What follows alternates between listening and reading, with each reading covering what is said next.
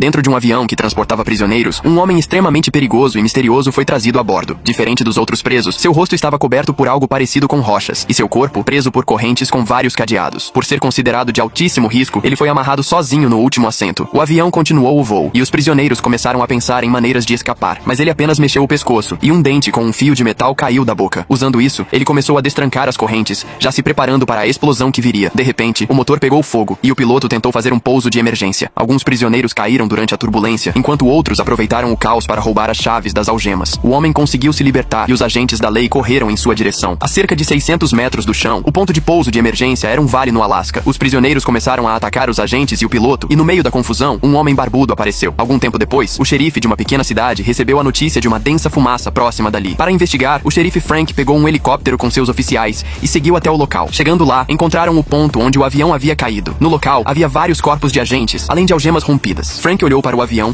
e logo avistou um sobrevivente. Eles se preparavam para colocar o policial ferido no helicóptero, quando os prisioneiros apareceram e começaram o ataque. Com comportamento semelhante a zumbis, os presos avançaram violentamente e os 3 policiais tiveram dificuldade em resistir. Após alguns disparos, os criminosos recuaram, mas quando Frank e outro tentaram ajudar o colega ferido, que tinha uma faca cravada no corpo, ele não conseguia se levantar. Os prisioneiros atacaram novamente, forçando Frank a lutar sozinho. Um dos fugitivos o derrubou e jogou sua arma longe. No momento crítico, outro agente sobrevivente do avião apareceu, mas suas balas quase acertaram Frank, pois ele havia ficado cego. Frank o ajudou e o levou rapidamente até o helicóptero. Depois que pousaram, a polícia estadual chegou para prestar apoio. Colocaram os feridos nos veículos e Frank começou a organizar a operação. Ele explicou que, a 3,2 quilômetros dali, um avião de transporte de prisioneiros havia caído, com capacidade para até 100 criminosos. Frank ordenou que notificassem o hospital e iniciassem o protocolo de emergência. Sua esposa, que trabalhava no hospital, recebeu a notícia e, preocupada, ligou imediatamente para ele. Enquanto isso, na sede da CIA, o diretor decidia enviar a agente Sid ao Alasca. O prisioneiro em questão se chamava Havelock, e seu transporte fazia parte de um plano secreto da agência. Mas como o avião pertencia ao Departamento de Polícia Federal e não à CIA, nem o piloto nem os agentes a bordo sabiam a verdadeira identidade daquele detento. Antes do embarque, o diretor explicou a Sid quem era Frank. Frank era o chefe da divisão no Alasca. Trabalhara 6 anos em Chicago, no Departamento de Fugitivos, mas não conseguira lidar com a pressão da cidade e foi transferido para o norte. Desde então, liderou 2 grandes operações em 5 anos, sempre cumprindo seu dever, mas sem nunca enfrentar algo tão grave quanto agora. O diretor instruiu Sid a usar Frank a seu favor. Ela deveria capturar Havelock antes de todos e, acima de tudo, garantir que o transporte secreto do prisioneiro permanecesse em sigilo. Enquanto isso, Frank interrogava o agente cego sobrevivente. O policial contou que um dos prisioneiros havia se soltado e sabotado o avião. Ele não sabia exatamente quem era, apenas que o avião havia mudado de rota repentinamente e feito uma parada em uma base aérea para embarcar aquele prisioneiro misterioso. Mais tarde, um helicóptero médico chegou para resgatar os feridos. Antes de deixar o local, Frank ainda quis confirmar algumas coisas. Algum tempo depois, o centro de comando temporário o levou de volta ao hospital. Lá, descobriram que havia 52 prisioneiros a bordo do avião, 23 mortos, 11 capturados e 18 ainda desaparecidos ou em fuga. Foi então que a agente Sid chegou ao local com 2 outros agentes. Frank sabia que a CIA não tinha autoridade sobre o caso, já que o controle da aeronave era do mesmo corpo de policiais ao qual ele pertencia. Por isso, queria saber de Sid a verdadeira razão por trás de tudo aquilo.